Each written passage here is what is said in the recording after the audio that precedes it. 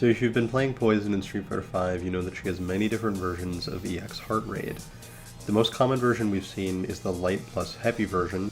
Light plus heavy EX heart rate is +2 on block and leaves the opponent very close to Poison.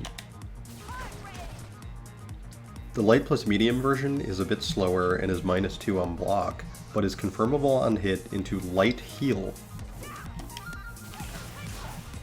This makes it the more damaging combo and also something you want to try to be able to hit confirm into. It's important to see the synergy between these two moves, and I'm going to help you see it through the course of this video. So we need to design a sequence that allows us to hit confirm into the light plus medium heart rate off of the opportunity created by the light plus heavy heart rate. No version of heart rate combos as a cancel off of any of Poison's lights. So we're going to need to rely on counter hits into mediums. The answer to all of our problems is Poison's crouch light punch, which is +6 on counter hit. This allows us to go into her fairly long-ranged, cancelable stand medium punch.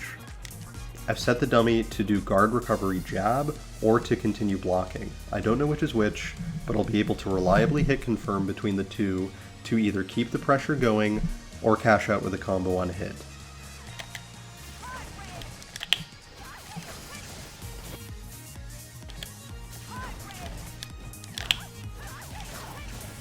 That leads to even more damage.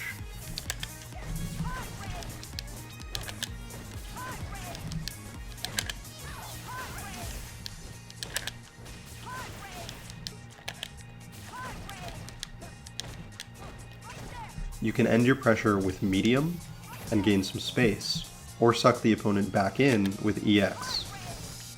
That's up to your choice. If you think the opponent will want to jump, you can also go into heavy and make the read on their jump.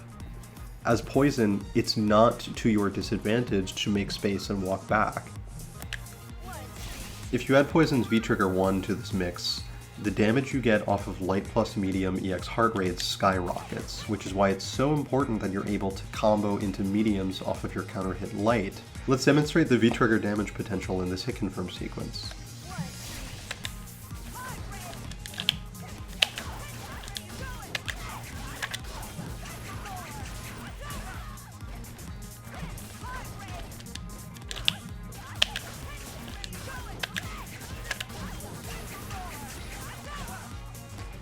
The combo counter does not properly display how much damage that combo does because it doesn't track the damage that the fire of the Molotov does.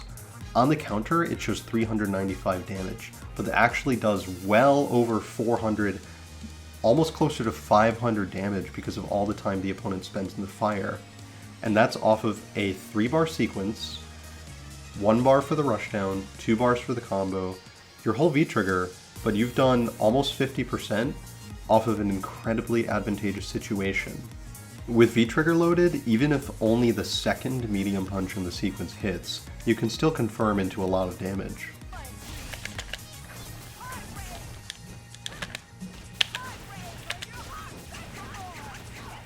Off of the third hit of your frame trap. If you have a lot of meter to spend, this is guaranteed to either do tons of chip or a lot of damage and create opportunities, not just for frame traps like this, but also for shimmies. One of the most reliable and simple offensive options off of this sequence is to do a simple frame trap tick throw off of your crouch light punch.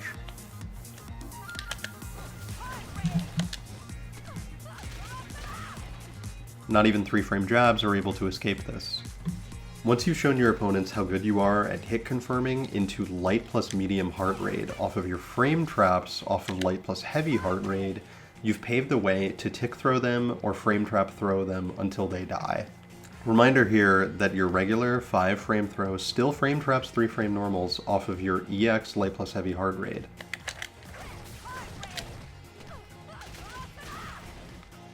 Because both your high damage counter hit light and your regular throw both frame trap off of light plus heavy EX heart rate, you now can probably expect the opponent to want to only delayed throw tech and try to block everything otherwise. Once somebody is delaying throw tech off of your block stun, you're starting to be able to shimmy them pretty reliably. So this is pretty distance dependent and will take a lot of practice and precision. Off the max range of light plus heavy EX heart rate, Throw is not even close to being in range. From the ranges that you're more likely to be forcing somebody to block EX light plus heavy heart raid, you're probably going to be in the opponent's instant throw range.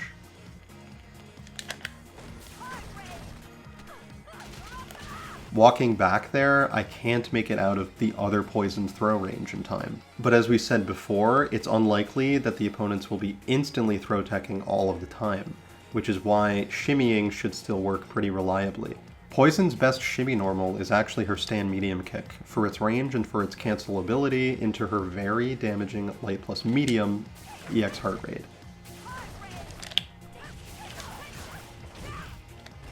If you believe your shimmy attempt will work and want to maximize your damage off of it, and commit to the damaging option, cancel your stand medium kick directly into light plus medium EX heart rate like this.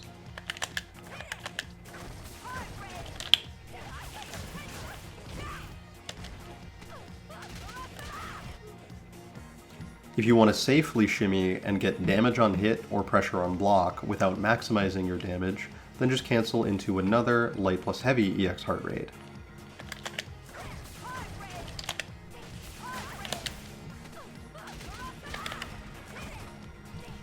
Medium punch is a little bit faster and might be a better shimmy tool against some of the characters with very long throw range. I think the best option of all is a tick frame trap into a walkback shimmy with stand medium punch, cancelled into whichever option you believe is best for the situation or for the player. I'll try to demonstrate what that looks like, hopefully getting a lucky outcome with my two guard recovery actions, which are currently throw tech or block.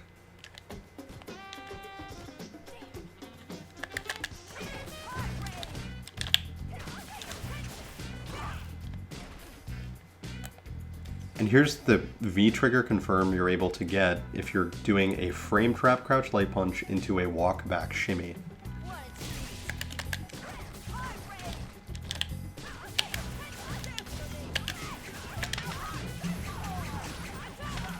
That has to be the most powerful shimmy in the game, with well over 400 damage achieved on a 2-bar combo off of a 1-bar rushdown tool. And you can continue building the meter through the sequence because there's many hits landing that don't spend your meter. There's one more layer you can add to your sequence here if you like to make reads on your opponent's defensive options and on their movement. I'm talking about blowing up backdashes. Backdashes are a great defensive option in Street Fighter V because they're airborne on frame 3. Because backdashes are airborne on frame 3 and throw immune on frame 1, it can be a pretty decent counter against a lot of very typical offensive strategies. People will intentionally get air reset off of a backdash and potentially punish you if you used a normal that has a lot of recovery. I'm problematically negative on hit if I hit the opponent with a heavy punch here. I'm -2. The difficult part about dealing with backdashes is they're not counter-hittable until they're airborne. This makes it so that they can escape throws and also remove counter-hit combos from an equation in a frame trap. It'll look like this. Throw dodged. No counter-hit combo. You can deal with this though, and you can deal with it well. The solution here is to use your crush counter heavy kick, which combos pretty nicely into your medium plus heavy anti-air EX heart rate for 208 damage. You can get some pretty interesting confirmations if you're in V-Trigger 1.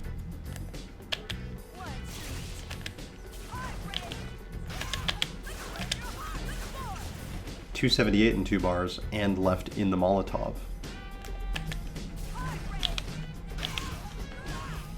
Meterlessly you can get 168 and a good sweep knockdown too. Here's the most optimal possible answer to the backdash.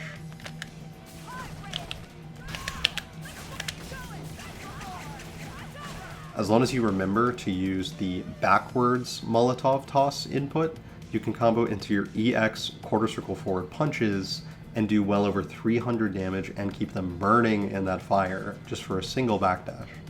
After an EX heart rate on block, it's especially favorable and powerful to try to read the opponent's backdash if you have a V-trigger activation cancel on the table, because on block, your heavy kick into V-trigger activation is +10. On hit, the activation cancel is +18, meaning you choose any combo you want.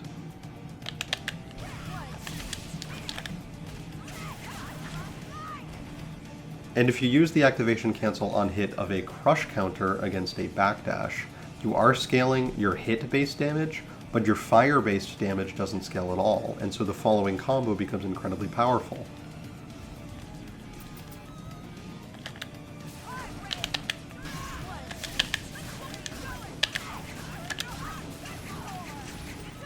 It says only 246, but it's a lot more damage than that because of the fire and the length of time that the fire burns them. If you're able to combine all of these options into your play and present each element of this sequence to an opponent, they'll never truly be able to consistently defend against all of the options. So keep building meter, keep whipping the opponent, landing hits from full screen, from close, from far, however you play, because when you have meter as poison, you are set to win using sequences like this, and however else you choose. This concludes my first episode of incredibly important information about Street Fighter V. Poison's a really interesting character. We've seen IDOM and Justin Won both represent her in tournament in the Capcom Pro Tour, and look very good while doing so. I encourage you to check out some of those matches in the meantime, and also in the meantime I encourage you to watch some of my other videos which you see on the screen here. Please consider subscribing if you want to see more of this kind of content. Thanks so much for watching.